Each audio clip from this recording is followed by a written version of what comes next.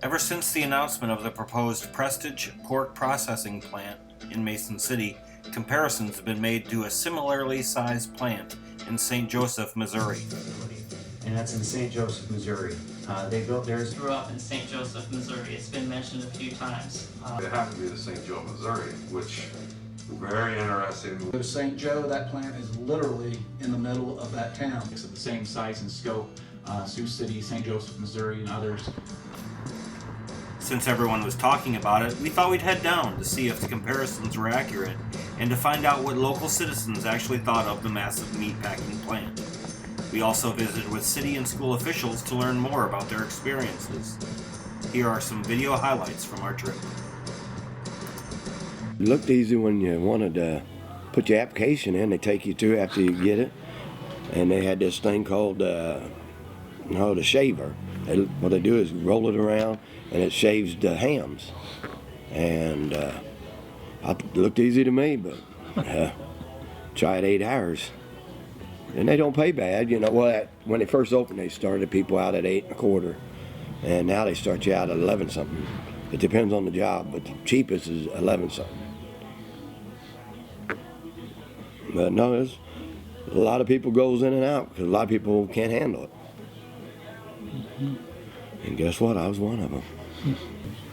But and it's all clean cut stuff. I mean, it's clean in there. But the smell, you don't have smells. I mean, even inside the building, you would think it stinks, but it's not like they put, people want to put it out to. You're going to have people up, you guys from Iowa, you're going to have people up there that's going to say that they don't want all the traffic, they don't want the smell. It just, the people that says that just don't want the business. Because, I mean, if you can get businesses anywhere that does what these guys do, that's bringing a lot of money in. You'll be bringing revenue in. But like places like this right here, it wouldn't make it if it wasn't for that probably. And a lot of other businesses, because people coming in from out of town buying stuff, they're keeping a lot of these small businesses going.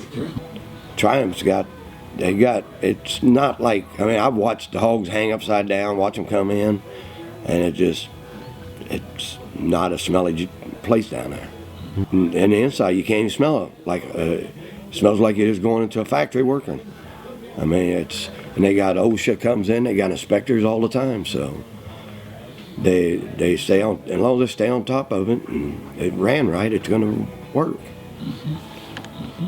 Ain't nobody going to put that kind of money in a corporation, a business like that, and for it to fall, they put them in to make it work. But you'll get a lot of people in St. Joe that's going to downgrade it, but there's nothing to downgrade. Let it be built, that's what I'd say. There's a lot of people from down here employed there.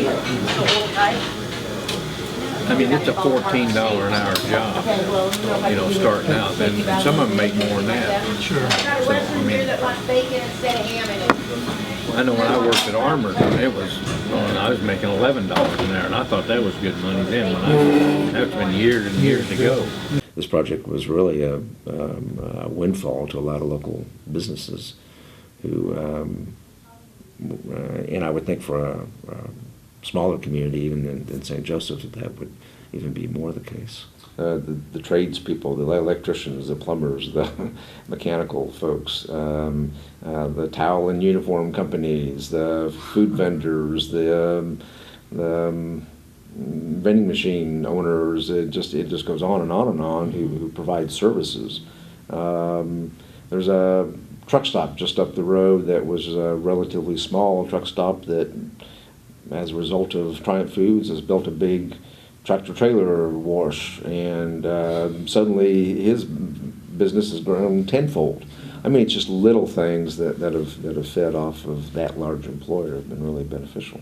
People today have different perceptions regarding culture, and people of different cultures and different races even than past generations. And so really when we look through that lens of the perception of the students themselves, there aren't as many challenges for students today being in that classroom setting, being immersed in that setting, because the perceptions toward race have changed so much. Sure. Those are all learning curves that we have to go over with our families. And so, but that's something that we're willing to do, because if you are a student in the St. Joseph School District, we're going to do anything that we can to make sure they have the best education possible.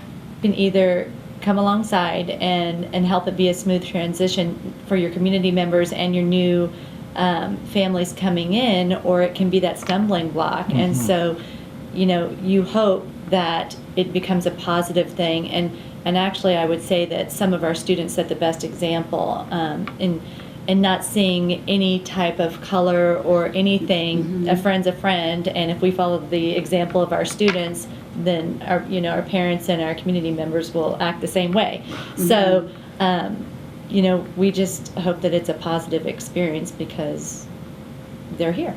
Not that I'm sure in Mason City, I'm sure you have people that don't want to work. It's nationwide. Yeah. But even if they wanted to work, they're taking jobs away from the ones that, but of course in our instance, what I see, my folks didn't want to work. Hey, they've got a good thing going. Mm-hmm. We'll pay there if you don't have an income, we pay the biggest part of the rent. You don't have an income, the taxpayers pay your food bill and do all that stuff. So they didn't really come in and boost the amount of jobs, but those jobs aren't there for them anymore. And now if that's too hard to work, they're taking jobs away from like McDonald's or wherever else that that my folks could get jobs. Since they come in and they know all the free programs because they're told. Sure. I'm sure. And then, I think the biggest population is centered in South St. Joe, and I think that's normal. I think they're close to the meatpacking plant. Plus, they were as of this winter, they were busing them up from Kansas City. To me, it's the communication, because they come in and they want rental assistance, but they don't have interpreters, and then all of our stuff is in English, and so then you have to get it get it so that they can read it, or you have to pay to have somebody come in and help them. Their culture is a lot different than ours, and they think that there's nothing wrong with having 10 families live in one 2-bedroom apartment. That's another thing. You have young girls who just get infatuated with these guys, and then we got baby mamas and baby daddies being a baby daddy 5 times by 5 different women in a complex, and not my complex, but my. Yeah. So just. Yeah.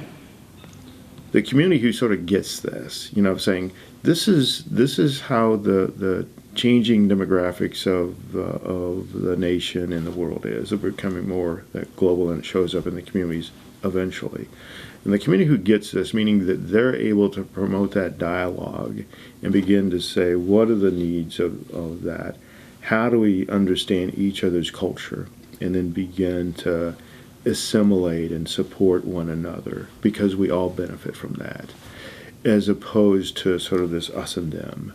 And that's a difficult place to get to, especially with with fears and stuff, when you're dealing with populations, and any population you don't know that much about. And so how do you promote that? So the more current term is cultural proficiency. How do I become, as an industry or a company or a community, become more culturally proficient in understanding the things that shaped you, the things that shape all of us, and it has to do with our culture.